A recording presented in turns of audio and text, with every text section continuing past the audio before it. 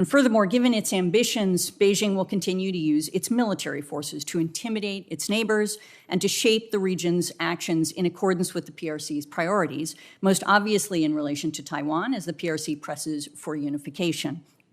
And we expect the PLA will field more advanced platforms, deploy new technologies, grow more competent in joint operations, and seek to strengthen their nuclear forces and cyber capabilities while also seeking to divide us from our allies in Europe and in the Indo-Pacific. Director Haynes, based on the increasingly robust cooperation between China and Russia, is it fair to assume that if either one of them engaged in hostilities with the United States and our allies, that it would increase the likelihood that the other would also initiate some form of hostilities as well? Yeah, we see China and Russia, even for the first time, exercising together in relation to Taiwan and recognizing that this is a place where China definitely wants Russia to be working with them, and we see no reason why they wouldn't.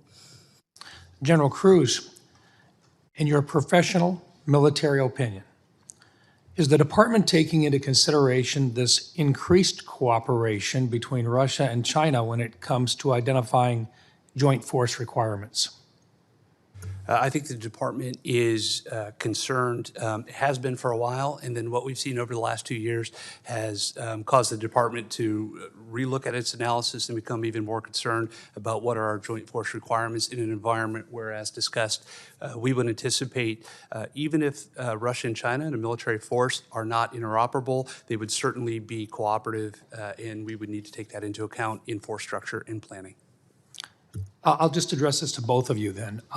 Have any of our plans been updated to reflect this no limits partnership between Russia and China?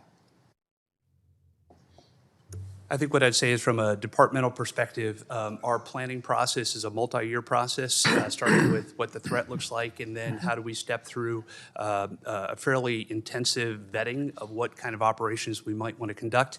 And we have, for the plans that you're probably most interested in, we are in the middle of that revision today. Director Haynes?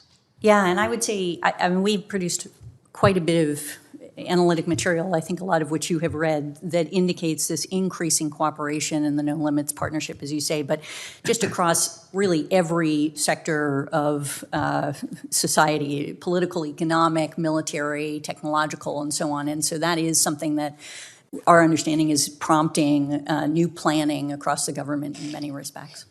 Bottom line is that basically if we were to have a conflict with one, the chances are we would have a second front, and that the planning that we have to do includes confrontation on not just one front now, but the capabilities, the planning, the equipment, manpower that would be necessary for two different fronts simultaneously. Am I correct? Yeah, I think certainly it's a possibility. The question of just how likely it is, I think, differs depending on the scenario, which I'm sure is obvious to you, but yeah.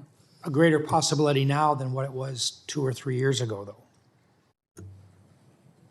I think from the Department of Defense perspective, that would certainly be the case. And it just has to be taken into account whether or not we actually believe there would be two full upfronts. That is analysis and assessments that will mature over time. But certainly we have to take that into account into the planning, as you have suggested. Thank you. Thank you, Mr. Chairman.